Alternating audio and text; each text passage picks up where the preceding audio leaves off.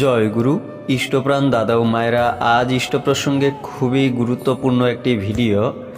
পূজনীয় অবিন দাদা সৎসঙ্গ দেওঘর যাওয়া প্রসঙ্গে, তাছাড়া পূজনীয় অবিন দাদা চাকরি, ব্যবসা, পড়াশোনার সাথে যুক্ত দাদা ও মায়েদের এবং ঘরের মায়েদের কি বলেছেন, এই ছোট্ট ভিডিওতে জেনে নেব।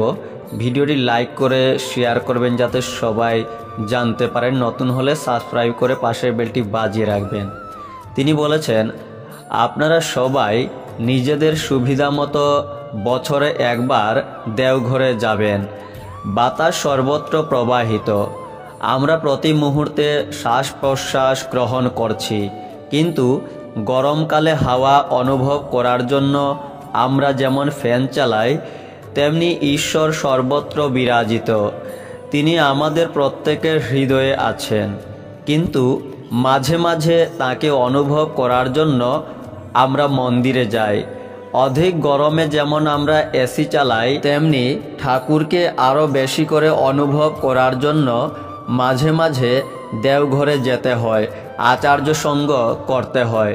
আর একটি কথা, বর্তমানের এই ব্যস্ততম যুগে যারাই আমরা চাকরি, ব্যবসা, পড়াশোনার সাথে যুক্ত, সপ্তাহে অন্তত একটি দিন রাখব ঠাকুরের জন্য। সোম থেকে শুক্র আমরা এমনভাবে আমাদের কাজগুলি শেষ করব যাতে কর্মক্ষেত্রে কোনোরূপ সমস্যা না হয়।